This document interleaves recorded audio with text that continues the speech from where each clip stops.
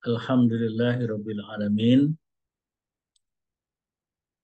Marilah kita panjatkan puji syukur kepada Allah pada sore hari ini kita bisa bertemu kembali untuk melanjutkan perkuliahan kita di sesi yang ke-78 kalau nggak salah.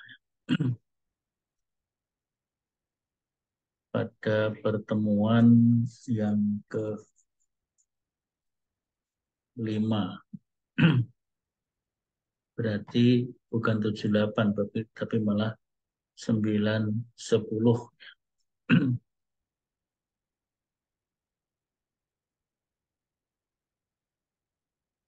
Nah, pada hari ini kita akan mengkaji tentang konsep wahyu atau ajaran Islam tentang wahyu. Jadi di dalam ajaran Islam itu ada sebuah konsep yang namanya wahyu, pemikiran dan ajaran tentang wahyu seperti yang dikatakan oleh Rasulullah Shallallahu Alaihi Wasallam, innama ana basyarum mislukum yuha ilayya annama ilahukum ilahu wahid. Jadi Nabi mengatakan innama ana basyarum mislukum. Sesungguhnya aku ini manusia biasa. Basyar itu manusia biasa, manusia pada umumnya. Mislukum seperti kalian. Seperti ya kita semua. Jadi Nabi itu manusia biasa, bukan manusia yang berbeda dengan yang lainnya. Seperti kalau di dalam ajaran Kristen itu kan memandang Yesus Kristus itu manusia ya Tuhan, ya manusia ya Tuhan. Nah, di dalam Islam Nabi Muhammad itu ya manusia biasa, ya manusia saja, bukan Tuhan. Maka kemudian Nabi pun menegaskan innama ana basyarum mislukum. Sesungguhnya aku ini adalah manusia biasa seperti kalian. Yuha ilayya, hanya yang membedakan adalah yuha ilayya, Allah memberikan wahyu kepadaku, kepada Nabi. Allah memberikan wahyu kepadaku, yuha ilayya annama ilahukum ilahu wahid. Allah memberikan wahyu kepadaku yang di dalamnya ditegaskan bahwa Tuhanmu adalah Tuhan yang satu. Innama ilahukum ilahu wahid. Nah, itu yang ditegaskan konsep wahyu ya. Dalam ayat-ayat Al-Qur'an banyak kata-kata auha, yuhi. Auha itu Allah mewahyukan. Allah memberikan wahyu kepada para nabi dan rasul. Nah, wahyu dalam arti pengertian yang umum, yang resmi di dalam Al-Quran. Wahyu itu adalah pemberitahuan berupa kalam Allah kepada para nabi dan rasul yang disampaikan melalui diantaranya adalah malaikat Jibril.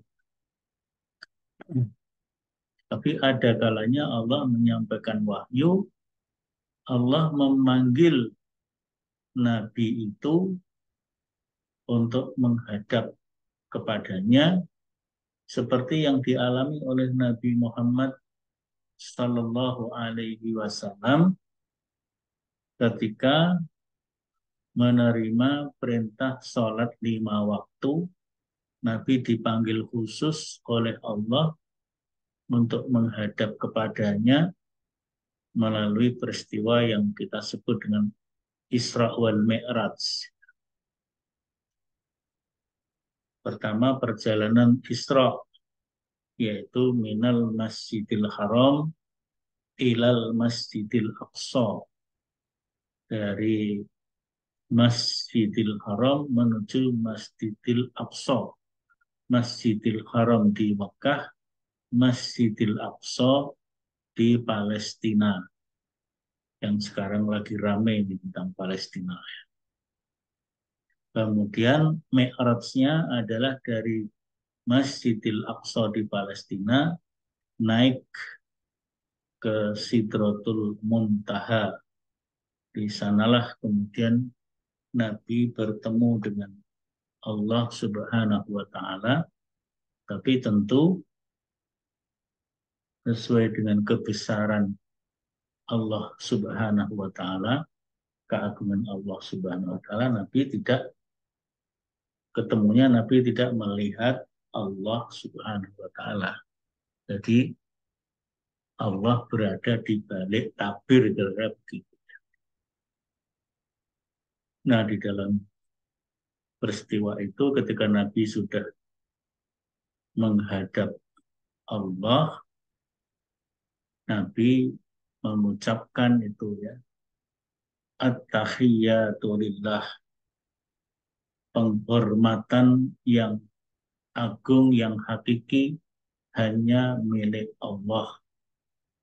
Wassalawatu wattayyibat, begitu juga sholawat dan segala kebaikan adalah milik Allah Subhanahu wa ta'ala. Jadi Nabi mengucap at-tahiyyatu lillah wassalawatu wattayyibat.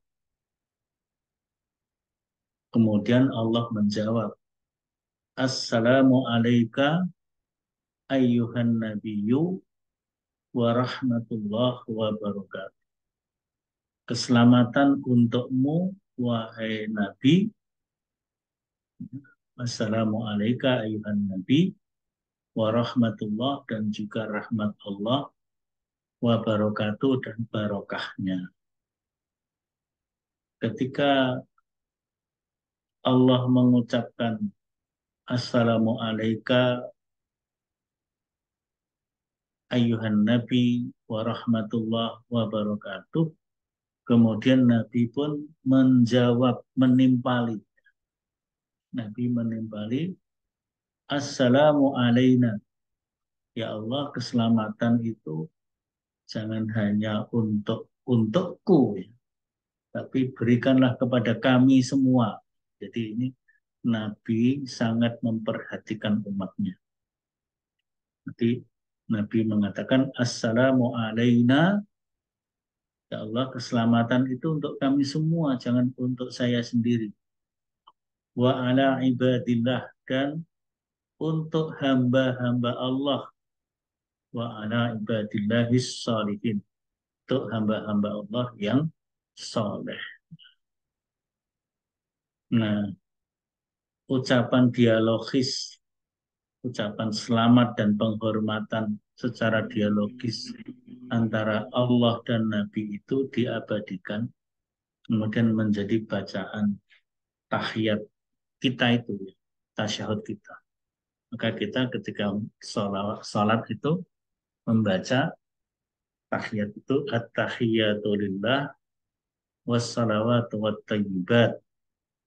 Assalamu alayka ayyuhan nabiyyu wa rahmatullah wa barakatuh. Assalamu alayna wa ala ibadillahis shalihin. Nah, kemudian Nabi mengucapkan asyhadu an la ilaha illallah wa asyhadu anna Muhammadar Rasulullah, atau wa asyhadu anna Muhammadan abduhu wa rasuluh. Ucapan tahiyatnya pun ada versi yang lain, at-tahiyyatul mubarakatus salawatut thayyibatu lillah, itu juga bisa.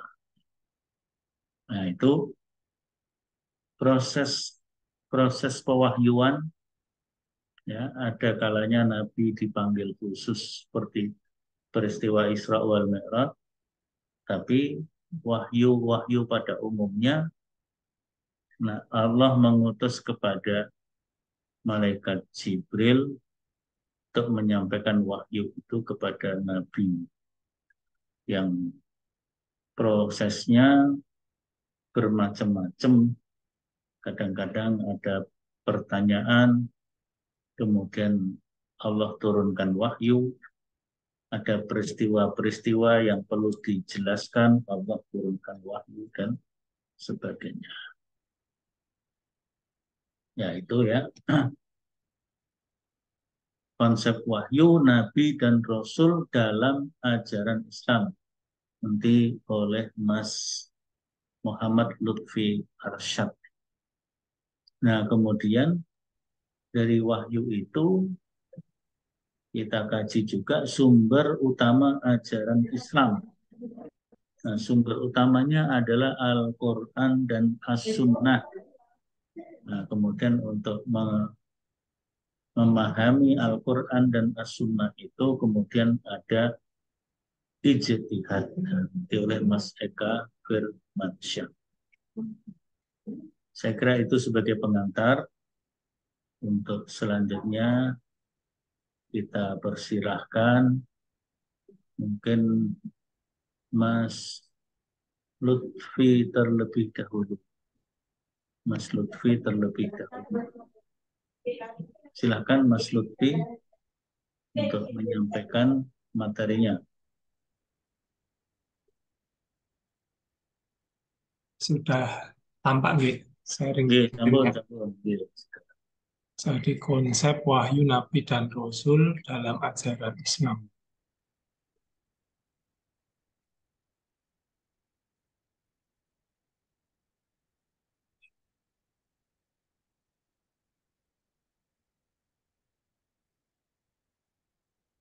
Latar belakang menurut bahasa wahyu berarti isyarat yang cepat, surat, tulisan, dan segala sesuatu yang disampaikan kepada orang lain untuk diketahui. Sedangkan Nabi menurut bahasa berasal dari bahasa Arab, naba, yang berarti warta, berita, informasi, dan laporan. Jadi sebelum wahyu Al-Quran diturunkan kepada Nabi Muhammad, konsep wahyu itu sebetulnya sudah ada di masyarakat pada waktu itu. Saat itu terkait dengan puisi atau ramalan yang dianggap datang dari dunia jin. Nah, itu disampaikan kepada penyair dan peramal melalui proses pewahyuan.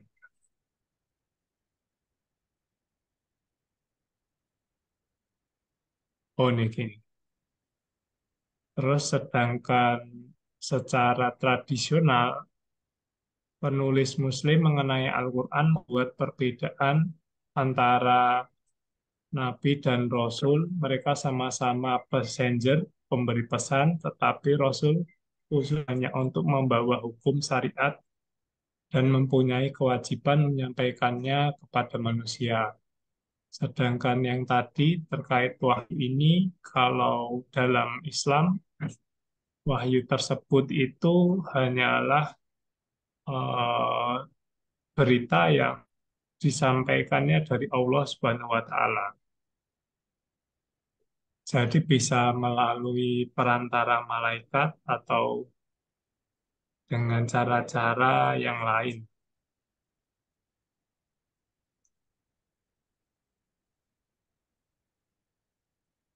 Sesungguhnya Allah telah menjadikan bagi manusia jalan yang umum kegunaannya seperti panca indera dan akal, dan itu untuk mencari ilmu. Selain itu Allah juga memberikan ilmu secara khusus kepada orang-orang pilihannya, yaitu kepada para nabi dan rasul ini. Terus berdasarkan Maulana Muhammad Ali, Ba'a jamaknya Ambiya yang artinya adalah memberitahukan yang besar faedahnya. Jadi Nabi itu bukan sehanya pemberi pesan, penyampai pesan, tapi yang disampaikannya itu sesuatu yang berguna bagi umat manusia pada umumnya.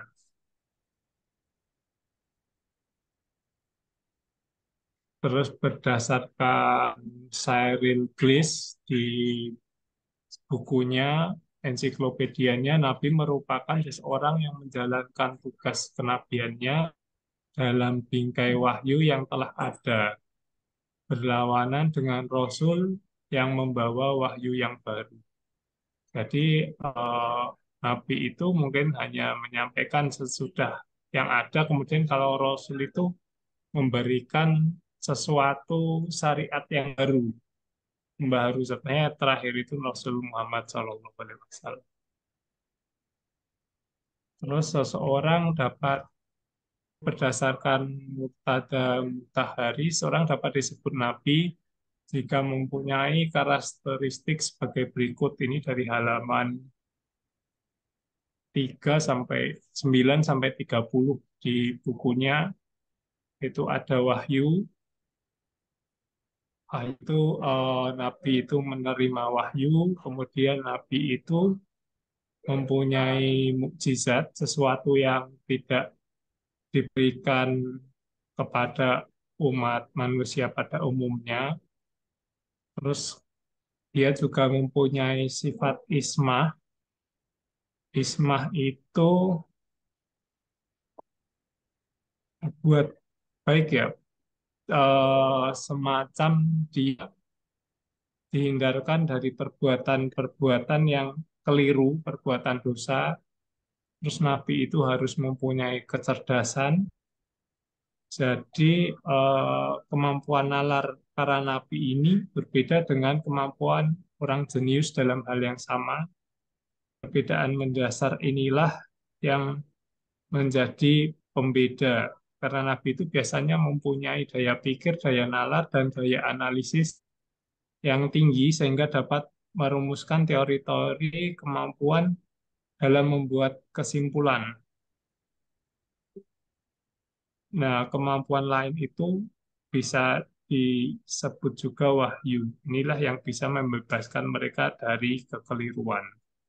Kemudian Nabi itu mempunyai sifat kepemimpinan, berawal dari misi kenabian tentu akan berujung pada langkah kembali kepada masyarakat dan dunia luar untuk memimpin kehidupan masyarakat pada jalan yang benar dengan tujuan eh, menyembah Tuhan, gitu.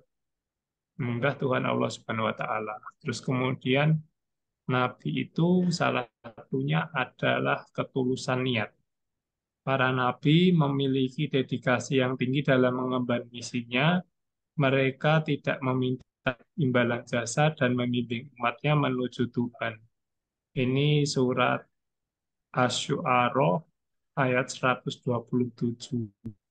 Pesan-pesan mereka selalu bersifat keputusan akhir yang tidak dapat ditawar lagi. Terus kemudian yang Nabi itu mempunyai sifat konstruktivitas. Jadi mereka mengorientasikan umat dan umatnya dan individu yang mengikutinya itu membangun. Jadi ada semangat membangun untuk menjadi yang lebih baik, pribadi yang lebih baik, umat yang lebih baik. Terus pasti ada konflik dan perjuangan. Jadi setiap nabi berjuang meneguhkan tauhid, kebijaksanaan, dan keadilan. Lazimnya umat Islam merumuskan sifat-sifat yang harus dimiliki nabi adalah sidik, amanah, tabligh, dan fatonah. Nah, selain itu, yang terakhir, nabi itu masih mempunyai aspek manusiawi. Meskipun nabi seperti karakteristik di atas, tetap mempunyai sifat seperti manusia pada umumnya yang harus makan, minum, terus pergi ke pasar, mempunyai anak istri, dan sebagainya. Jadi kesimpulannya secara keseluruhan dari semua nabi dan rasul yang ada, mereka menyampaikan risalah yang sama, yaitu Islam, yaitu tauhid. Sedangkan Islam sendiri adalah agama yang paling melengkapi dari agama sebelumnya untuk menyembah ke Tuhan yang sama, yaitu Allah Subhanahu wa Ta'ala. Daftar pustakanya sebagai berikut. Matur nuwun. Jika ada pertanyaan atau masukan dari tambahan dari Pak Samsul dan rekan-rekan, waktu saya persilahkan. Ya, saya kira mungkin dari teman-teman terlebih dahulu untuk menyampaikan pikiran-pikiran atau mungkin ada bacaan-bacaan yang lain yang bisa melengkapi apa yang disampaikan oleh Mas Lutfi ya, tentang konsep wahyu dan kenabian. Wahyu dan nabi. Nah, kalau bicara nabi sekaligus juga rasul. Nanti apakah nabi dan rasul itu sama? Nah, nanti termasuk yang kita diskusikan. Monggo silakan yang ingin menyampaikan apa namanya pandangan-pandangan, mungkin memiliki bacaan-bacaan yang tadi belum disampaikan oleh Mas Lutfi. Saya persilahkan. Monggo siapa yang mau mulai? Mas Zuhdi, Mas Nabil, Sumijan, Dewi Khairunisa, Rizky Fadilatul Fajriyah, Krisna Widinugraha, Tri Wahyuni, Mas Eka juga boleh meskipun nanti sebagai pemakalah juga ya. Monggo.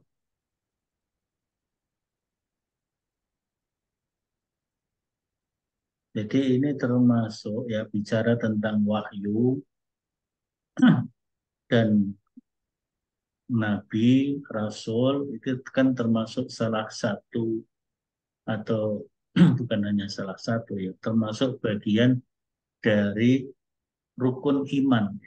Rukun iman yang 6, iman kepada Allah, iman kepada malaikat-malaikat Allah, kepada kitab-kitab Allah, kepada Rasul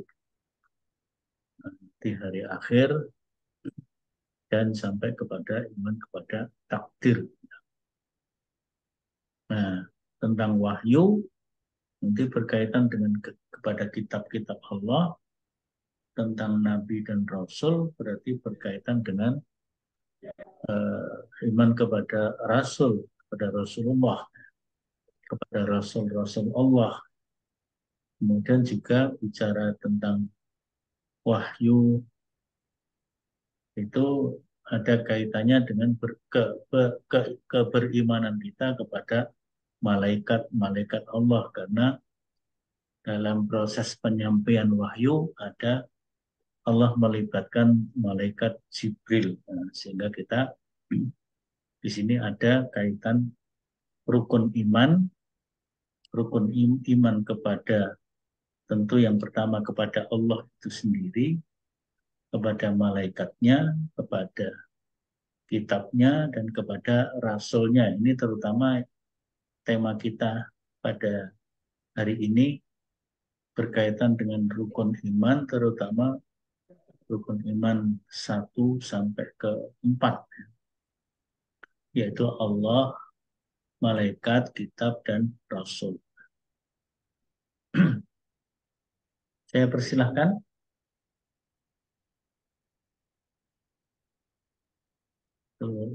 Catatan komentar pengantar saya. Monggo silakan Mas Nabil, saya kira mau bicara tadi ya.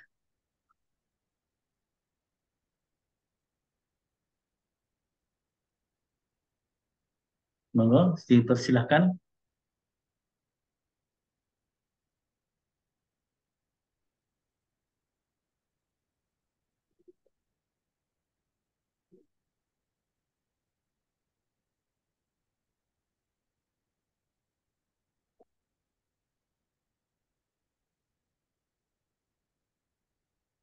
Ya, saya harap tetap ada yang untuk menyampaikan ya pandangan-pandangan atau pertanyaan-pertanyaan.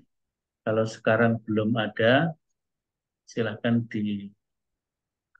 apa namanya difikirkan, dicoba untuk di untuk menghidupkan diskusi ya supaya mungkin untuk memperkaya apa yang sudah disampaikan oleh Mas Lutfi tadi ya. Nah, sekarang sambil menunggu eh, pemikiran-pemikiran dari teman-teman, kita lanjutkan saja ke pemakalah berikutnya. Tapi saya harapkan setelah presentasi makalah berikutnya ini, Mas Eka, eh, saudara yang lain sudah siap dengan apa namanya pertanyaannya ya, supaya diskusi kita itu hidup, diskusi kita hidup ya. Pak Samsul izin bertanya, Oh, boleh, monggo silakan. ini di yang hasil apa PowerPoint saya diupload di Sepadang gitu, Samsul. Nggih, nggih, Apa pripun? di yang di sesi tugas 2 itu gitu. Nggih, nggih. Oh, gitu. Jadi bisa dimasukkan di Spada ya.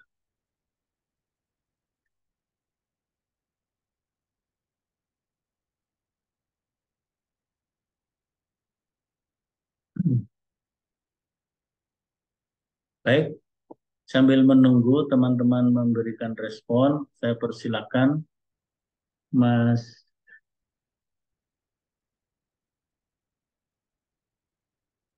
Eka, Mas Eka Firmansyah, saya kira bisa menyampaikan sehingga nanti diskusinya untuk dua makalah sekaligus. Terima kasih Pak untuk waktunya, izin share screen. Silakan ya. Sudah kelihatan Pak? Ya, sudah.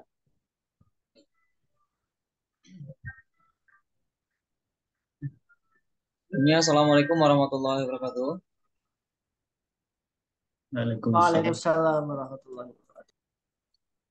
Baik, pada kesempatan kali ini insya Allah saya akan menyampaikan tentang sumber ajaran Islam. Di mana sumber ajaran Islam ini ada 3 aspek yang akan dibahas. Yang pertama itu tentang Al-Quran, kemudian yang kedua itu adalah As-Sunnah, kemudian yang ketiga itu adalah Istihad. Nah, ketiga ini tentunya adalah pedoman, dan bahkan Al-Quran dan As-Sunnah itu adalah salah satu ataupun pedoman kita untuk menjalani kehidupan kita di dunia ini. Terutama Al-Quran adalah wahyu yang ataupun firman Allah yang disampaikan kepada nabinya sebagai ataupun dijadikan sebagai penuntun kehidupan kita. Al-Quran itu adalah kitab suci Muslim yang mengandung tuntutan kehidupan yang sempurna. Karena Al-Quran itu tidak ada kesalahan sedikit pun dalam penulisannya, dan dalam susunan bahasanya pun sangat tersusun dengan rapi dan baik. Itu salah satu keistimewaan Al-Quran. Kemudian Al-Quran juga di dalamnya menjelaskan tentang bagaimana cara kita untuk bersosialisasi, kemudian mengatur juga tentang hukum sosial dan yang lainnya. Dan salah satu yang menjelaskan bahwasanya Al-Quran itu adalah sebagai petunjuk hidup kita, itu ada pada Quran surat Al-Isra ayat 9. Di mana artinya sesungguhnya Al-Quran ini memberikan petunjuk kepada jalan yang lebih lurus dan memberikan kabar gembira kepada orang-orang mukmin yang mengerjakan amal soleh bahwa bagi mereka ada pahala yang besar. Maka dari itu dengan adanya Al-Quran ini kita mampu dan ada batasan untuk menjalankan kehidupan kita agar selalu atau berada pada jalan yang memang Allah ridhoi tersebut. Kemudian as-sunnah adalah ini tradisi perbuatan dan ajaran Nabi Muhammad, teladan terbaik dalam menjalankan agama Islam. As-sunnah adalah sumbernya itu dari Nabi Muhammad SAW, di mana beliau yang mengajarkan kepada kita bagaimana cara bersosialisasi, bagaimana cara menuntut ilmu dan yang lainnya. Itu beliau mengajarkan kepada kita sebagai pedoman hidup kita juga setelah. Kemudian ada ijtihad, itu metode interpretasi untuk meliputi konteks modern dalam ajaran Islam. Kemudian Al-Quran adalah wahyu Allah yang menjadi pedoman utama bagi umat muslim. Tadi sudah jelaskan bahwasanya Al-Quran adalah kitab ataupun firman Allah yang disampaikan kepada nabinya yang dijadikan sebagai petunjuk hidup bagi seluruh umat. Salah satunya dan yang paling utama ini adalah umat muslim dimanapun berada. Kemudian as-sunnah meliputi hadis, ucapan, tindakan, dan persetujuan Nabi Muhammad. Tentunya ini tadi sudah dijelaskan bahwasanya sunnah itu adalah sumbernya dari Nabi Muhammad, di mana beliau adalah teladan terbaik dalam menjalankan syariat agama Islam. Kemudian yang selanjutnya, ijtihad sebagai metode interpretasi dalam menjalankan ajaran Islam. Yang pertama bahwa kita perlu memahami peristiwa dan norma di masa Nabi. Kita perlu belajar histori Nabi. Kita juga perlu belajar bagaimana sahabat-sahabat Nabi itu menjalankan kehidupannya di zaman kenabian atau zaman Nabi dahulu. Dan itu boleh dan bisa kita aplikasikan dalam kehidupan kita yang sekarang. Walaupun dengan perkembangan teknologi yang sudah maju, dengan perkembangan teknologi yang sangat pesat, kita jangan sampai terlena oleh karenanya. Makanya perlu dan pemanfaatan teknologi yang canggih, pemanfaatan perkembangan teknologi yang pesat, itu bahkan memudahkan kita untuk belajar bagaimana menjalankan kehidupan yang sesuai dengan ajaran Rasulullah SAW. Kemudian membahas isu-isu kontemporer dengan cendekiawan Muslim untuk mencapai pemahaman yang lebih baik. Ketika ada permasalahan, ketika ada hal yang memang menurut kita rancu, boleh saja kita tanyakan, boleh saja kita diskusikan kepada orang yang memang ahli di bidangnya untuk meluruskan pemahaman kita kembali agar tidak ada pemahaman yang salah. Apalagi ini urusannya dengan hukum agama, bahwa untuk menjalankan hukum agama itu tidak boleh sembarangan. Makanya kita perlu yang namanya diskusi dengan orang yang memang ahli di bidang. Kemudian kemajuan teknologi. Alihkan pendekatan tradisional kepada sumber ajaran Islam seiring berkembangnya teknologi. Kemudian peran dan signifikasi Al-Quran dalam kehidupan Muslim. Al-Quran memberi petunjuk hidup, etika, hukum, dan inspirasi rohani. Tentu Al-Quran ini sangat komplit ketika kita mau belajar, ketika kita mau menggali.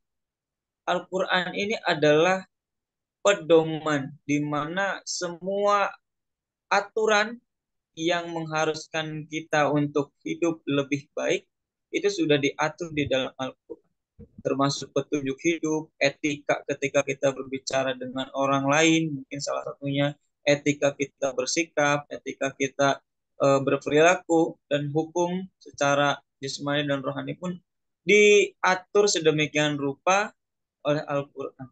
Makanya kenapa Al-Quran adalah salah satu, ataupun Al-Quran kenapa dijadikan sebagai petunjuk hidup, karena memang Al-Quran adalah salah satu pedoman yang sangat komplit penjelasannya tentang bagaimana cara kita menjalankan hidup yang diridhoi oleh Allah Subhanahu wa taala.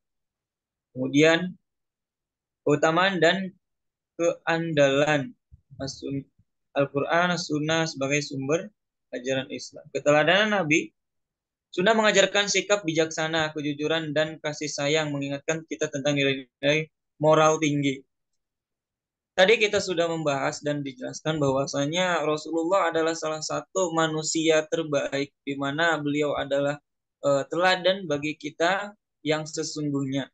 Beliau yang memberikan keteladanan bagaimana kita cara berperilaku bijaksana, berperilaku jujur, dan kasih sayang sesama Muslim, dan walaupun tidak seagama, tetap Rasulullah mengajarkan kita untuk saling mengasihi dan menyayangi. Itulah keteladanan yang luar biasa yang perlu kita terapkan dan kita tanamkan dalam kehidupan sekarang, walaupun memang secara teknologi kita sudah maju, tapi tidak boleh meninggalkan hal ini. Karena keteladanan Nabi ketika kita terapkan dalam kehidupan sehari-hari, itu akan menjadi pribadi yang lebih dermawan lagi untuk ke depan. Kemudian yang kedua, rigorous metodologi untuk menguji kesahihan hadis agar informasi yang diterima akurat dan dapat diandalkan. Rigorous ini adalah teliti. Jadi metodologi yang teliti untuk menguji kesahihan hadis. Karena tidak semua hadis yang ada itu adalah hadis yang benar-benar kuat kesahihannya. Makanya perlu adanya metodologi untuk menguji kesahihan hadis. Agar di sini informasi yang tersampaikan khususnya kepada umat muslim itu adalah informasi yang akurat dan dapat diandalkan. Sehingga ketika kita mengamalkan hadis tersebut dapat berdampak baik bagi diri sendiri maupun bagi orang lain. Kemudian yang ketiga adalah dijaga oleh para cendekiawan muslim dalam memastikan kualitas dan keandalan sunnah. Ini tentunya adalah koridor cendekiawan muslim untuk menjaga dan memastikan bahwa kualitas hadis yang tersebar untuk sebagai pedoman kita ini adalah hadis yang akurat dan dapat diandalkan dan dapat diimplementasikan menjadi ajaran kehidupan sehari.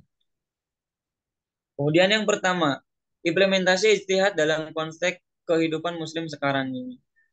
Yang pertama itu kehidupan modern.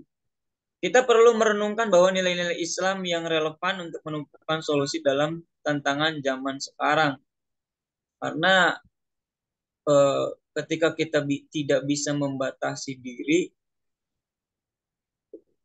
tentang perkembangan teknologi, ketika kita tidak bisa membentengi diri dengan ajaran-ajaran ataupun teladan Rasulullah, kita akan terlena dengan adanya perkembangan zaman yang sungguh luar biasa, sangat pesat seperti itu. Kemudian yang kedua, pendidikan Islam. Beradaptasi dengan perubahan pendekatan dan dalam penyampaian ajaran Islam dalam lembaga pendidikan. Ini salah satunya mungkin penerapan bagi yang sekarang, teman-teman yang ada bekerja di dunia pendidikan, terutama di bidang keagamaan, itu perlu beradaptasi karena kita adalah teknologi, karena zaman sekarang adalah perkembangan teknologi yang pesat, kita juga harus memanfaatkan perkembangan ini bagaimana caranya agar tetap bisa menyampaikan ajaran Islam dengan memanfaatkan teknologi yang sudah canggih. Kemudian yang ketiga adalah kajian isu kontemporer. Tingkatkan pemahaman tentang masalah sosial, ekonomi, dan politik melalui pendekatan ijtihad.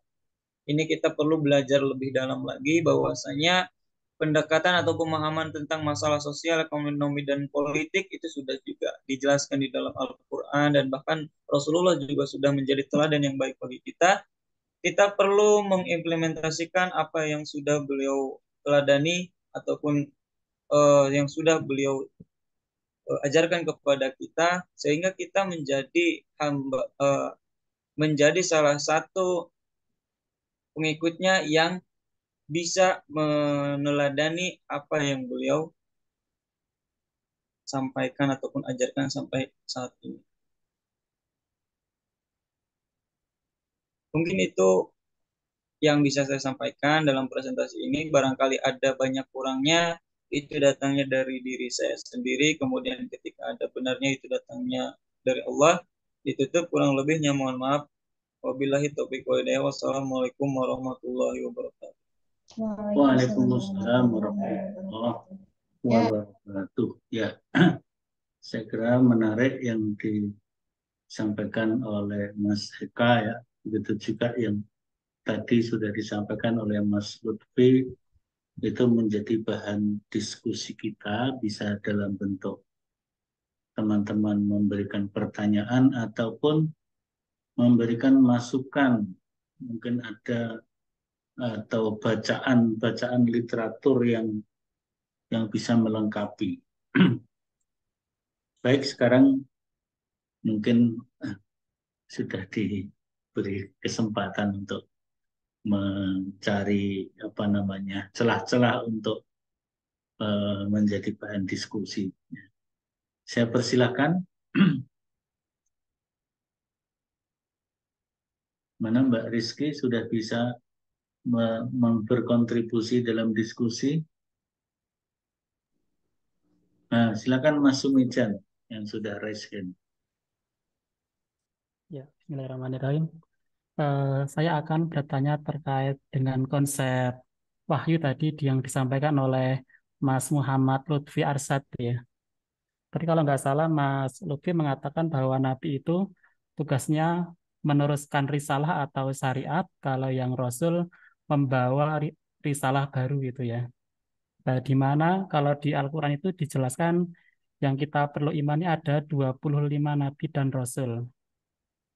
Dan ada beberapa nabi dan rasul itu yang hidup satu zaman. Misalkan Nabi Musa dan Nabi Harun. Nabi Musa diberi kitab Taurat, kemudian Nabi Harun tidak diberi kitab ya. Kemudian Nabi Dawud dan Nabi Sulaiman. Nabi Dawud diberi kitab Zabur dan Sulaiman tidak. Kemudian Nabi Yakub dan Nabi Yusuf. Kemudian Nabi Ibrahim, Nabi Ishak dan Nabi Ismail yang satu zaman. Lah tadi berarti untuk Nabi Musa dan Nabi Harun itu bagaimana? Apakah Nabi Musa dikatakan Rasul, kemudian Nabi Harun dikatakan sebagai Nabi gitu? Mohon penjelasan dari Mas Lutfi. Terima kasih. Ya, Itu dari makalah yang saya baca. Jadi kalau Nabi Harun itu sebagai nabi karena dia tidak membawa risalah baru semacam kalau yang Nabi Musa itu kan ada Ten Commandment apa itu ya, yang 10 ajaran yang harus dilakukan umat pada zamannya itu. Terus kalau Nabi Harun tidak. Nah, jadi Nabi Harun itu posisinya sebagai nabi, kalau Nabi Musa itu Rasul. Begitu, mungkin ada yang bisa memberi tambahan atau meluruskan jika salah.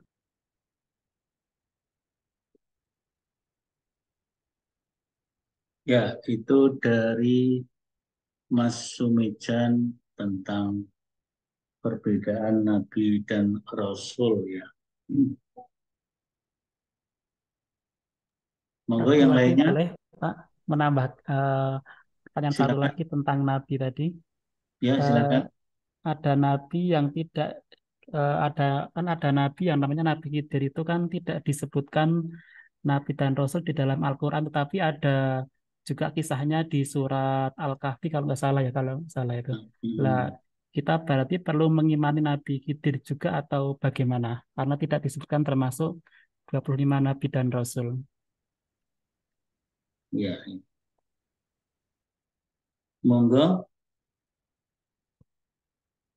Itu sebagai bahan diskusi. Yang lainnya boleh masih menyampaikan. Silakan Mbak Rizky. Izin bertanya nih Pak, untuk bahan diskusi saja. Ini kan tadi sudah dijelaskan mengenai perbedaan Nabi dan Rasul ya. Kalau Nabi itu mendapatkan wahyu untuk diri sendiri. Nah, kalau misalkan Rasul mendapatkan wahyu untuk disebarluaskan pada umatnya. Nah, kira-kira dari sini kan ada perbedaan. Nah, kira-kira ada tidak ya penjelasan alasan mengapa Allah membedakan di antara keduanya. Nabi hanya untuk diri sendiri, Rasul untuk disebarluaskan. Sedangkan apa yang disampaikan, wahyu yang disampaikan itu masih sama tentang ketauhidan kayak gitu. Mungkin ada yang bisa memberikan pencerahan soal hal tersebut. Terima kasih. Iya,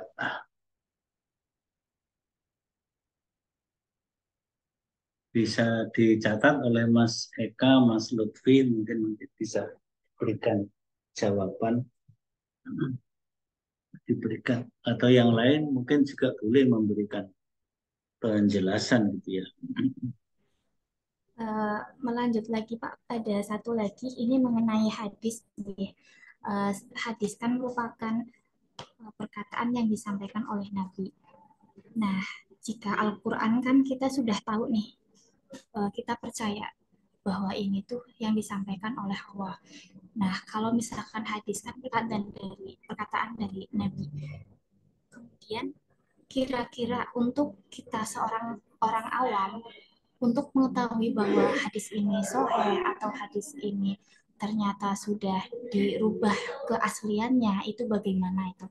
Atau bagi orang awam karena tidak mengetahui bagaimana metode untuk mengidentifikasikan bahwa hadis ini sahih dan sebagainya, kita sebagai orang awam hanya mengikuti saja apa yang dikatakan oleh seorang mujtahid bahwa hadis ini sudah sahih, ya udah kita ikutin gitu. Tapi kan nggak semuanya orang awam itu membaca bahwa apa yang sudah di apa yang sudah diusahakan oleh seorang mujtahid itu bahwa hadis ini benar adanya gitu.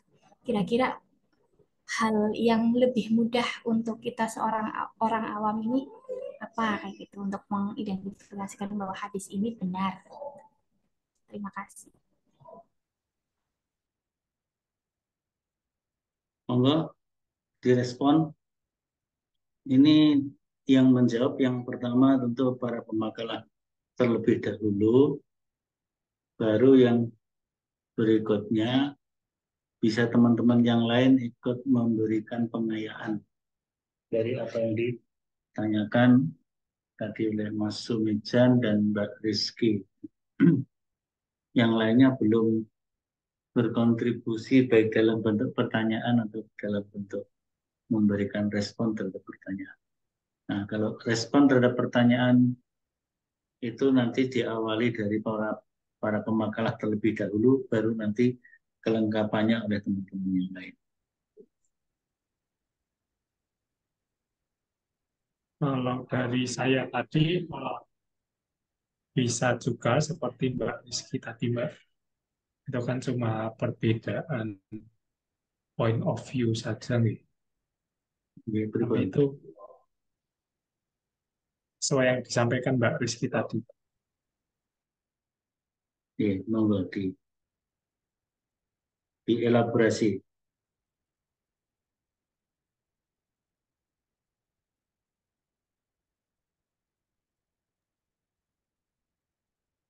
Triwahyuni, silakan Triwahyuni mau bicara.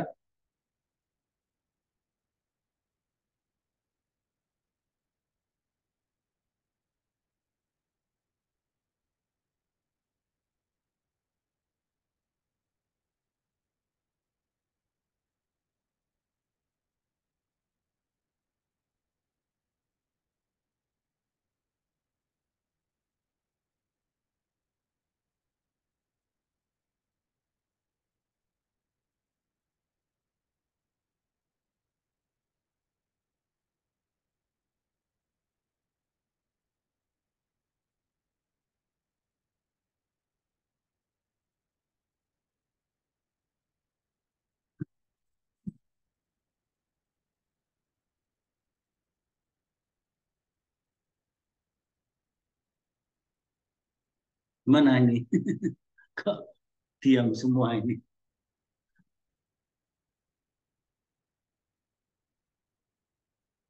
Silakan Mas Eka berikan respon terhadap apa yang disampaikan oleh Mas Sumijan dan Mbak Rizky tadi. Mas Lutfi sudah memberikan, sekarang Mas Eka silakan. Silakan Mas Eka.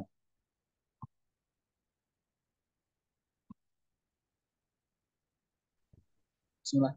Izin menjawab Pak untuk pertanyaan dari Mbak Rizky. Ini saya baca dari artikel, barangkali mungkin ada kekeliruan, mohon koreksinya. Nah, bagaimana kita sebagai orang awam kemudian mengenali bahwa hadis itu sahih atau tidak? Mungkin seperti itu kurang lebihnya pertanyaannya. Yang pertama, kita perlu mengetahui kriteria hadis sahih itu apa saja. Paling tidak ada 4 kriteria hadis sahih. Itu yang pertama, tidak terdapat syad atau kejanggalan. Mungkin ketika ada yang menyampaikan hadis, bahwa hadisnya itu menurut kita itu ada kejanggalan atau tidak. Mungkin itu seperti itu. Kemudian yang kedua, diriwayatkan oleh rawi dan syikoh. Syikoh ini adalah istilah dalam bahasa Arab bagi orang yang apa namanya, bagi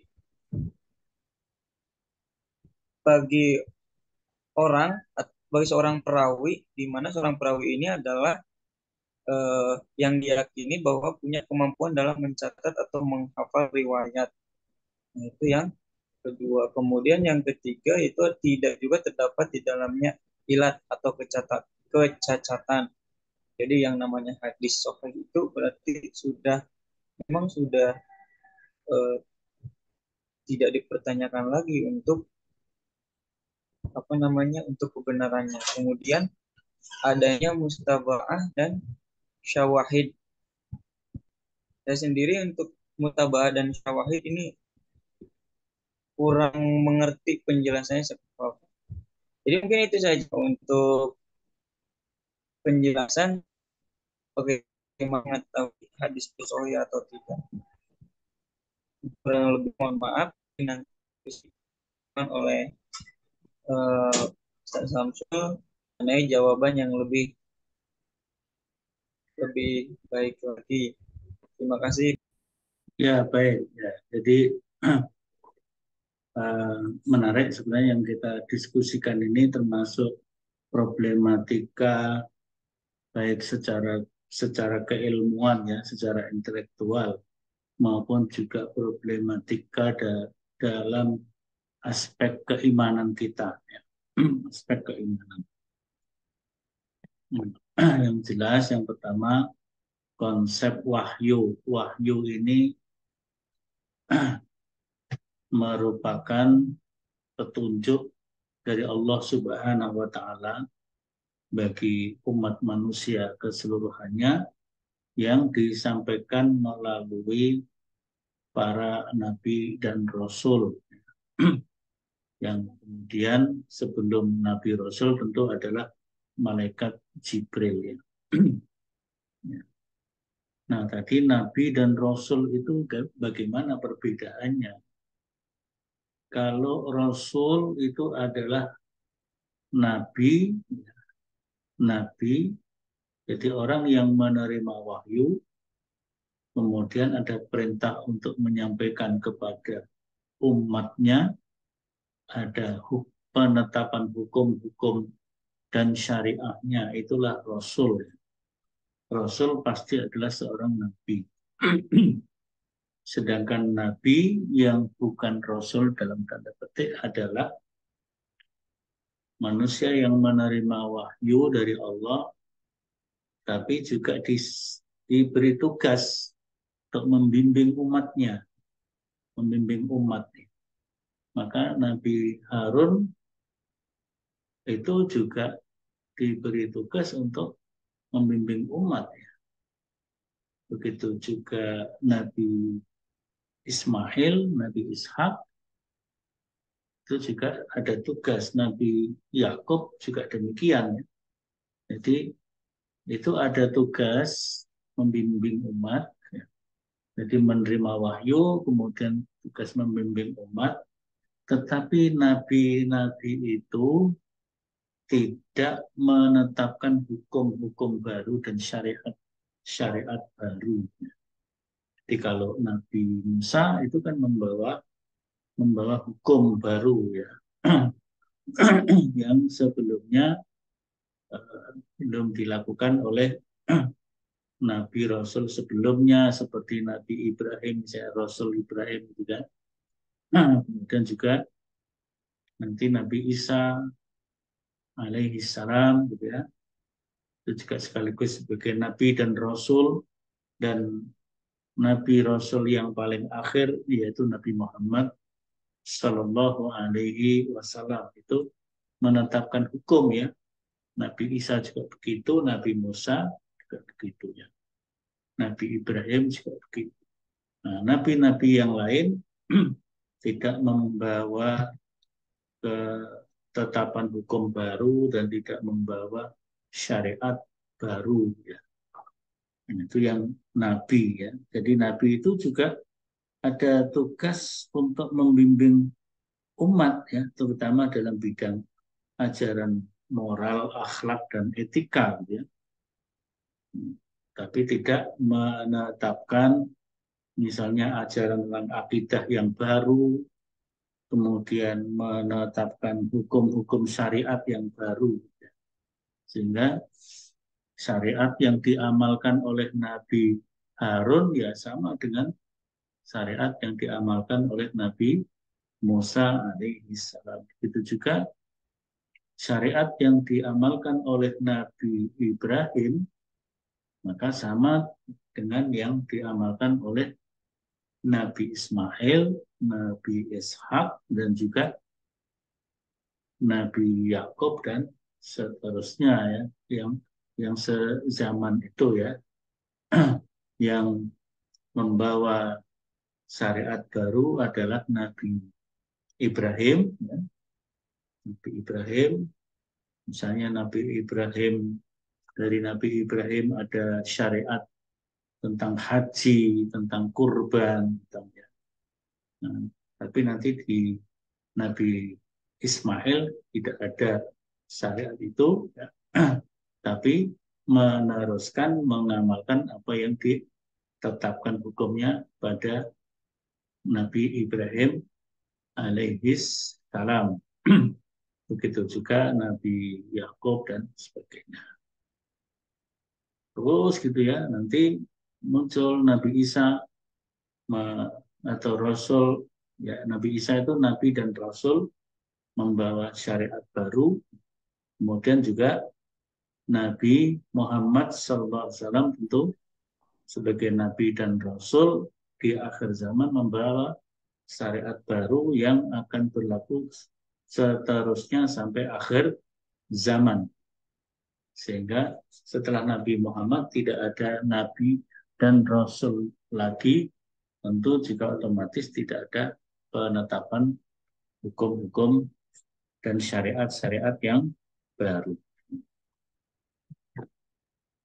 Jadi itu ya, apa namanya, di antara 25 nama yang dikenalkan oleh Al-Quran itu ya mereka para nabi dan juga sebagian rasul ya, bagian rasul seperti Nabi Ibrahim adalah nabi sekaligus rasul, Nabi Musa adalah nabi sekaligus rasul, Nabi Nuh juga bahkan sebagai seorang nabi yang sekaligus rasul ya. Sampai kemudian Nabi Muhammad SAW. Tapi Nabi Ismail, Nabi Ishak itu adalah sebagai seorang nabi, tapi bukan seorang rasul, kan tidak membawa syariat baru. Ya. Tapi semuanya tetap bertugas juga untuk membimbing umat. Ya. Jadi kalau nabi itu membimbing umat, tidak membawa syariat baru, maka yang dibimbingkan terutama adalah masalah akhlak, ya. Masalah penguatan akhlak dan moral dalam kehidupan umat pada masa diutusnya para nabi tersebut. Nah, baru nanti Nabi dan Rasul akhir zaman Khatamul Anbiya wal Mursalin, yaitu Nabi Muhammad SAW itu membawa syariat baru yang syariatnya itu berlaku sampai akhir zaman karena tidak ada Nabi dan Rasul lagi, dan itu sebagai ajaran yang sudah mencakupi meliputi eh, keperluan umat akhir zaman, akhir zaman, sehingga Nabi disebut sebagai wa ma arsalnaka illa rahmatan lil alamin. Ya, saya kira itu, ini waktunya saya kira udah habis ya. Atau belum? Waktunya belum habis ya. Karena ini waktu Indonesia Tengah dan waktu Indonesia Barat beda nih. Kalau di waktu Indonesia Tengah tempat saya ini, berada ini sudah jam 6 lebih ya. Oh ya, saya masih di Solo masih jam 5 lebih 5 menit ya.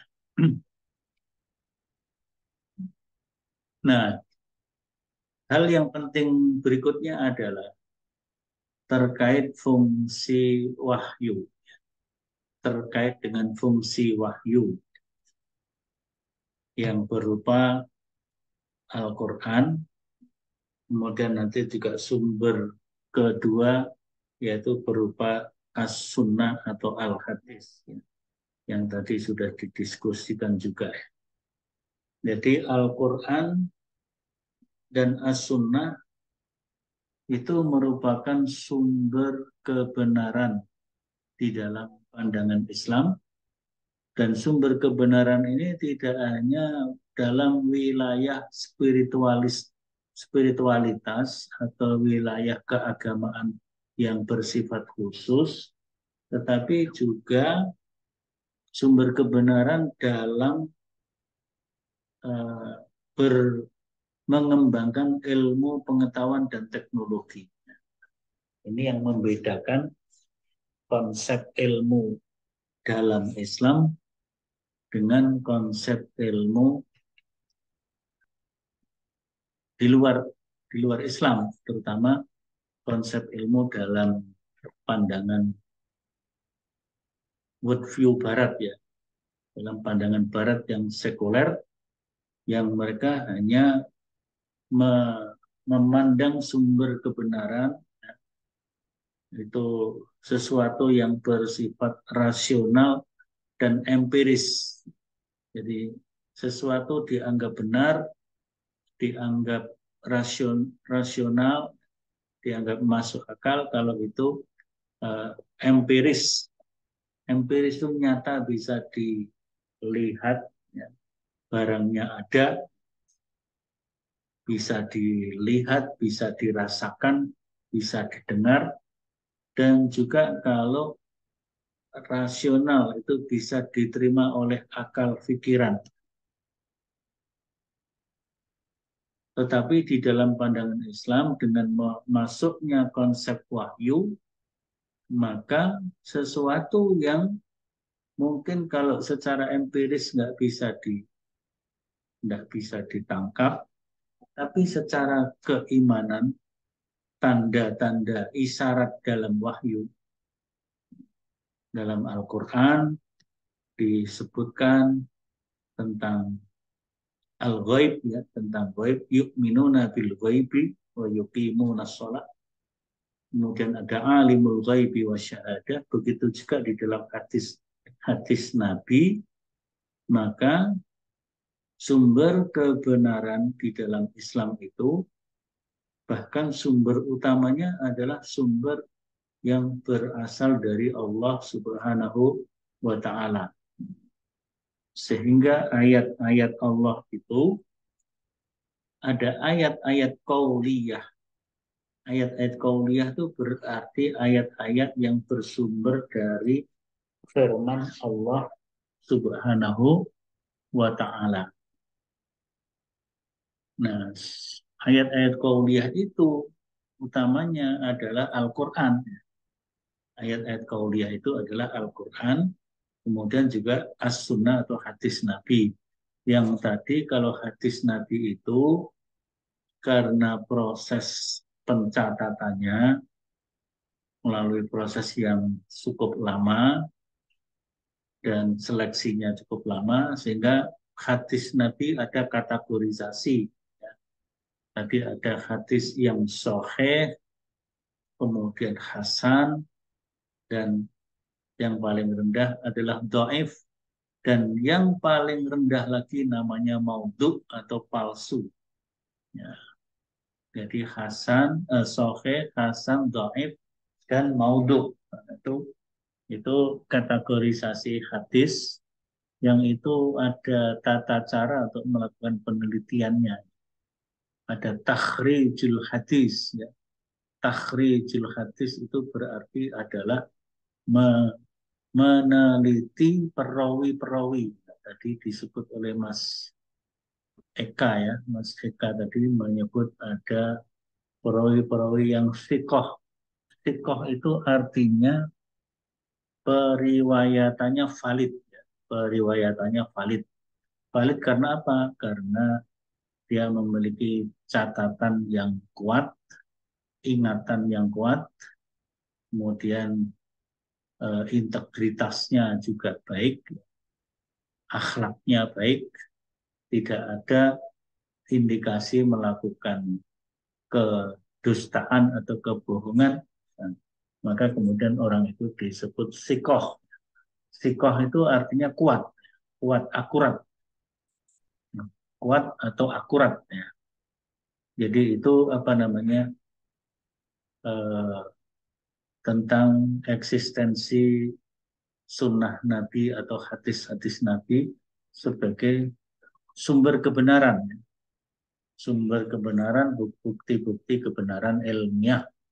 Jadi dalam Islam sumber kebenaran ilmiah itu ya Quran, Sunnah, kemudian hal-hal yang bisa diterima secara akal rasio. Kemudian juga hal-hal yang bersifat empirik, bisa dilihat oleh mata, bisa didengar oleh telinga, dan seterusnya dan seterusnya. Jadi itu apa namanya? Maka kalau di dalam Al-Quran itu ada alimul ghaibi wasyahadah. Jadi segala sesuatu yang gaib pun itu sebenarnya memiliki kekuatan ya, kekuatan. Maka kemudian ada tadi takhrijul hadis untuk meneliti perawi-perawi hadis itu kualitas-kualitasnya, sehingga hadis itu memiliki kekuatan apa tidak. Kalau Al-Quran sudah disepakati, Al-Quran sudah disepakati oleh kaum muslimin, oleh para ulama, karena Al-Quran sudah ditulis sejak zaman Nabi masih hidup, ditulis oleh para sahabat-sahabat, dan kemudian dibukukan secara rapi sejak zaman Khalifah Abu Bakar As-Siddiq. Sehingga Al-Quran memiliki tingkat akurasi yang tinggi secara eksistensinya. Meskipun pihak-pihak lain mencoba untuk membawa umat Islam agar meragukan eksistensi Al-Quran. Tapi kan itu sudah dibantah oleh para ahli ya, oleh para ahli, bahwa Al-Quran adalah memiliki eksistensi yang akurat, yang tidak ada keraguan di dalamnya.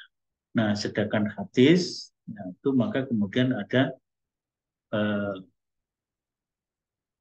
seleksi ya, seleksi hadis. Ada seleksi hadis.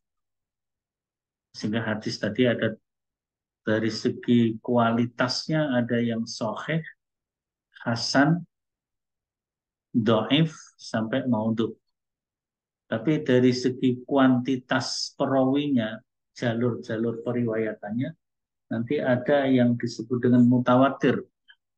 Mutawatir itu berarti sumber-sumbernya, jalur-jalur periwayatannya cukup banyak ya. Cukup banyak sehingga tidak mungkin orang bersepakat.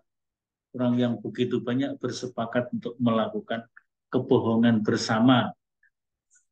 Itu namanya mutawatir. Kalau sudah mutawatir pasti sahih. Nah, yang di bawah mutawatir nanti ada ahad. Mutawatir itu jumlahnya banyak tidak terbatas. Tapi kalau ahad artinya terbatas. Jumlahnya terbatas. Nah, jumlahnya terbatas itu yang 3 ke atas. 3 ke atas tapi tidak mencapai tingkat mutawatir. Ya. Namanya hadis itu apa namanya? Aziz, masyhur. Masyhur. Ahad yang tertinggi namanya masyhur, di bawahnya nanti ada aziz. Aziz itu berarti perawi jalurnya hanya 2 saja. Nah, kalau yang jalurnya hanya 1 namanya gharib. Gharib itu arti bahasanya asing. Asing berarti jalurnya itu asing. Tapi kalau jalur asing itu dari teksnya atau matannya atau teksnya, ya, matan atau teksnya itu isinya baik, ya, tidak bertentangan dengan dalil yang lebih kuat. Kemudian satu jalur yang ada itu menunjukkan ketersambungan sampai Rasulullah Muhammad SAW, maka hadis itu meskipun gharib bisa jadi kualitasnya sahih. Kualitasnya sahih. Tapi bisa jadi kualitasnya tidak mencapai sahih. Dalam penjelasan Imam At-Tirmidzi dalam kitab Sunan At-Tirmidzi banyak sekali beliau menyebut ada hadisun gharib, ya, gharib, tapi kemudian beliau katakan ada hadisun hasanun. Jadi gharib tapi kualitasnya hasan. Jadi ini ya termasuk hadis yang bisa dijadikan dasar. Hadis yang bisa dijadikan landasan, baik itu landasan dalam bidang ilmu-ilmu syar'i, ilmu-ilmu syariah, seperti akidah, ibadah, muamalah, akhlak, tapi juga bisa menjadi sandaran ilmu-ilmu secara umum, ya. Jadi ayat-ayat qauliyah itu bisa juga menjadi sumber kebenaran dalam riset-riset ilmiah, misalnya ilmu biologi, ilmu psikologi, tentunya juga bisa, biologi, psikologi, antropologi, bahkan mungkin ilmu yang lainnya, gitu ya, geografi, ya. Nah, dalam geografi, misal di dalam Al-Quran itu, ya, di dalam Al-Quran ada ayat yang berbunyi apa namanya, wa ilal jibali kaifa nusibat. Al-jibal itu gunung-gunung. Di Al-Quran membahas gunung-gunung. Al-Quran juga membahas gempa, zilzal. Idza zulzilatil ardu zilzalaha. Nah, sehingga kemudian para ahli mengelaborasi informasi awal dari ayat-ayat itu. Ayat Al-Quran mengindikasikan sebagai sumber berkembangnya ilmu geologi, ilmu tanah, kemudian juga ilmu tentang gunung tadi, ada vulkanologi, dan juga geografi. Jadi bisa memungkinkan itu, ya. Di dalam Al-Quran juga ada tentang bagaimana binatang itu mengeluarkan air susu dari sela-sela apa namanya, jalur keluarnya kotoran dan sebagainya, makanan dan kotoran, tapi dari situ, dari sela-sela itu memancarkan air susu yang bermanfaat bagi kesehatan manusia. Jadi di sana ada Sa'ibun Lisyaribin. Itu ayat Al-Quran membahas tentang aspek biologis dan aspek ilmu biologi. Sehingga dalam pandangan Islam, wahyu bisa menjadi sumber kebenaran ilmiah termasuk ilmu-ilmu kealaman. Nah, nanti kalau ilmu informatika mungkin bisa juga didapatkan ayat Al-Quran yang bisa mengembangkan itu ya. Misalnya kan Pak Agus Purwanto itu dari ITS ya, Institut Teknologi Surabaya itu ketika mengkaji Isra wal Mi'raj itu beliau melahirkan satu teori kuantum transformer ya, quantum transformer, karena apa namanya perjalanan Isra wal Mi'raj ya, dari Masjidil Haram ke Masjidil Aqsa itu berapa kilo itu ya, kemudian naik ke atas ke Sidratul Muntaha itu dimulai ba'da Isya ya, ba'da Isya dimulai, dan sebelum subuh Nabi sudah kembali ke rumahnya, ke Mekah. Jadi kan perjalanan waktu itu belum ada pesawat, belum ada apa, tapi sudah ada proses yang cepat dari Mekah menuju Palestina sampai naik di Sidratul Muntaha, dan itu dimulai ba'da Isya. Waktu itu belum ada sholat Isya ya tentunya, tapi perkiraan waktunya adalah ba'da Isya, dan Nabi sudah kembali sebelum subuh. Dan setelah itu kemudian Nabi mengajarkan sholat 5 waktu. Sholat 5 waktu. Nah, di situ memang melahirkan tuntunan syariat sholat, tetapi Profesor Dr. Agus Purwanto itu bisa melahirkan dari aspek ilmu dan teknologi dengan quantum transformer ya, quantum transformer. Jadi suatu alat pemindahan tempat yang begitu cepat, nah itu bisa menjadi inspirasi perkembangan ilmu dan teknologi gitu. Nah, dulu mungkin belum ditangkap itu dari segi ilmiahnya, tapi sekarang sudah mulai sinyal-sinyalnya sudah mulai ditangkap untuk perkembangan ilmu dan teknologi. Nanti juga mungkin teknologi informatika bisa dikembangkan dari ayat-ayat yang mana yang bisa psikologi juga begitu, sudah banyak juga ilmuwan psikologi Muslim yang mengembangkan ilmu psikologi, ilmu jiwa ini dari ayat-ayat Al-Quran, dari ayat Al-Quran. Ya artinya apa namanya, wahyu dalam pandangan Islam itu, bahkan kitab suci agama itu tidak hanya sebagai landasan orang mengamalkan agama, amalkan ibadah, akidah, akhlak, tapi juga menjadi sumber kebenaran ilmiah dalam ilmu-ilmu sosial, ilmu-ilmu ekonomi, dan juga ilmu-ilmu kealaman. Baik itu tentang tanah, tentang udara, tentang kelautan, dan sebagainya, itu bisa dikembangkan dari ayat-ayat Al-Quran. Mungkin nanti teknologi informatika, ya, magister informatika akan meneliti ayat-ayat Al-Quran yang berkaitan dengan teknologi informatika, monggo itu bisa dikembangkan.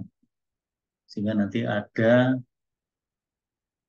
magister atau doktor bidang informatika yang bisa menggali baik dari ayat-ayat Al-Quran maupun dari hadis-hadis Nabi Shallallahu Alaihi Wasallam. Maka bukan hal yang mustahil untuk muncul itu ya, karena dalam bidang astronomi juga sudah muncul, dalam bidang geologi, geodesi sudah muncul, dalam bidang vulkanologi juga sudah muncul, bahkan dalam bidang embriologi ya, embriologi uh,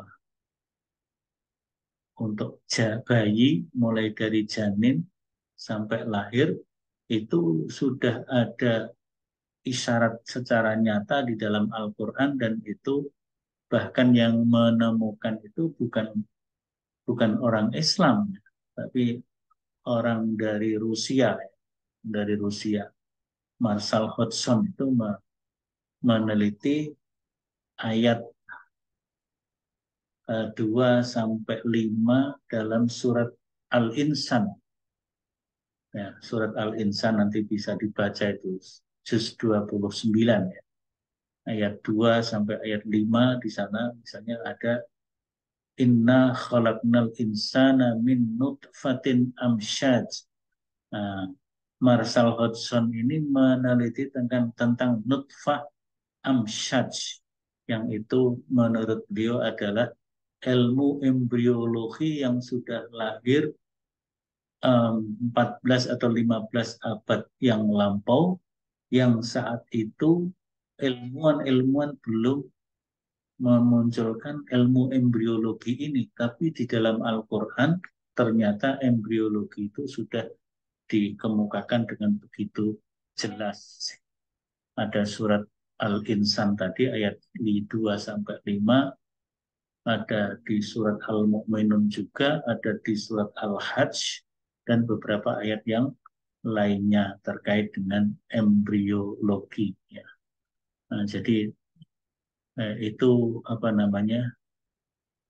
implikasi pembahasan kita dan keimanan kita terhadap wahyu dan kenabian, kemudian keimanan kita terhadap eksistensi Al-Quran sebagai sumber pertama ajaran Islam dan As-Sunnah sebagai sumber kedua ajaran Islam, yang nanti ditopang dengan ijtihad.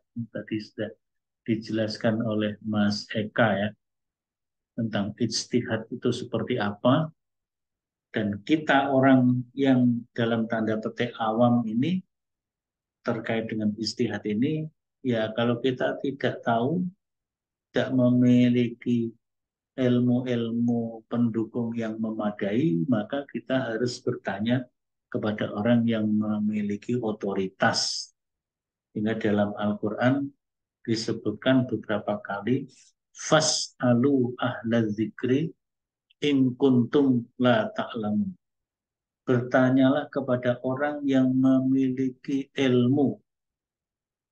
Ahlu dzikri itu yang dimaksud adalah bertanyalah kepada orang yang memiliki ilmu.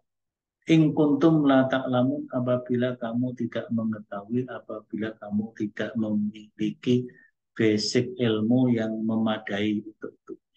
Maka kita harus bertanya kepada yang otoritatif. Saya kira juga dalam ilmu-ilmu yang lain sama ya. Maka di dalam proses pengembangan ilmu, pendidikan itu juga ada orang-orang yang dipandang otoritatif menjadi rujukan dalam pengembangan ilmu, rujukan dalam pendidikan. Mungkin kalau di bidang informatika ini, siapa yang menjadi rujukan di tingkat kampus kita, Universitas Muhammadiyah Surakarta, nanti di tingkat nasional itu siapa? Di tingkat internasional mungkin juga ada ya, orang-orang yang menjadi maroji atau rujukan yang memiliki memiliki otoritas. Ya. Begitu juga di bidang yang lainnya, ilmu ekonomi. Nah, di dalam Al-Quran juga ayat-ayat yang berkaitan dengan ekonomi sangat banyak yang kemudian menjadi inspirasi para ahli ilmu ekonomi untuk mengembangkan ilmu ekonomi yang sesuai dengan prinsip-prinsip Quran Sunnah. Quran misalnya melarang makan riba, la ta'kulur riba, atafan mudha'afah. Itu kemudian formula ilmiahnya bagaimana? Nah, mungkin kemudian muncul ilmu ekonomi. Ilmu ekonomi tentang ekonomi keuangan, ekonomi akuntansi, ekonomi manajemen, dan seterusnya gitu ya. Jadi itu juga berangkat dari ayat-ayat Al-Quran ya. Misalnya yang ahli mengelaborasi ayat-ayat Al-Quran dalam teori-teori ekonomi ada Dr. Syafi Antonio, ada doktor atau profesor siapa itu namanya yang dari Yogyakarta yang dari UGM itu ya, kemudian juga sekarang mengembangkan di Malaysia ya. Kemudian juga menjadi narasumber atau menjadi rujukan di Dewan Syariah Nasional. Ada Profesor Jahid Mubarak, ada Profesor Dr. Hasanuddin. Itu mereka mengembangkan informasi dari ayat-ayat Al-Quran yang kemudian diformulakan dalam bentuk teori-teori ilmu ekonomi Islami. Jadi ekonomi Islamik ekonomi atau ekonomi syariah dalam bahasa kita di Indonesia mengenal dengan ekonomi syariah. Nah, dalam bahasa umum secara internasional ekonomi Islam atau Islamic ekonominya. Nah, saya kira ini ya apa namanya implikasi tentang kajian kita mengenai wahyu, ya, mengenai baik saya kira itu ya karena ini sudah masuk waktu maghrib saya kira untuk di Surakarta dan sekitarnya. Kalau di Lombok ini sudah lewat maghribnya. Lombok sudah lewat maghribnya. Walaupun jatah waktu kita masih 10 menit lagi, saya kira kita cukupkan supaya kita apa namanya tidak terlalu terlambat untuk apa namanya melaksanakan salat maghrib. Ya. Nah, saya kira 10 menit untuk kepentingan maghrib itu lebih barokah daripada kita menunda salat maghrib. Dan insya Allah 10 menit itu bisa kita manfaatkan untuk pendalaman berikutnya. Saya kira begitu dua tema yang sangat penting tentang konsep wahyu dan kenabian, kemudian sumber ajaran Islam yang utama yaitu Al-Quran dan As-Sunnah, kemudian metodologi untuk pendalaman Quran Sunnah yaitu metode istihad, yang nanti istihad itu cabang-cabangnya cukup banyak. Mungkin di waktu yang akan datang nanti ada waktu saya akan berikan penjelasan tentang istihad ini. Baik, saya kira demikian. Kalau melihat ini yang hadir semuanya ya komplit ya ini ya. Komplit yang hadir ya. Yang pertama Mas Zuhdi hadir ya. Hadir Ustaz. Kemudian Mas Lutfi Arsad otomatis hadir karena pemakalah. Kemudian Mas Eka Firmansyah juga pemakalah hadir. Hadir. Mas Sumejan hadir, Mas Nabil Aziz juga hadir, Mas Dewi Khairunisa hadir, Mbak Rizky Fadilatul hadir, Mas Ade Gilang hadir, Mbak Tri Wahyuni hadir, Krisna Widi Nugraha hadir ya? Jadi itu kelihatan, Pak. Mana Mas Krisna? Oh, tidak hadir ya. Kemudian Mas Arif Lukman. Arif Lukman hadir ya? Arif Lukman mana?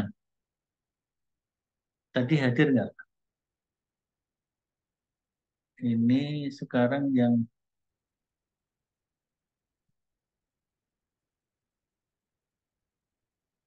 Mas Arif Lukman, oh hadir, hadir.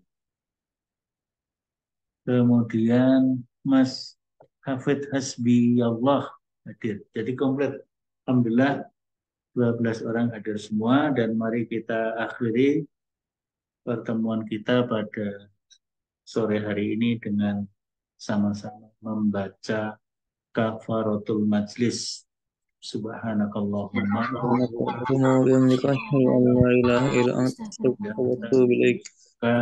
wa atubu ilaik. Dan kita akhiri. Assalamualaikum warahmatullahi wabarakatuh. Waalaikumsalam warahmatullahi wabarakatuh. wabarakatuh.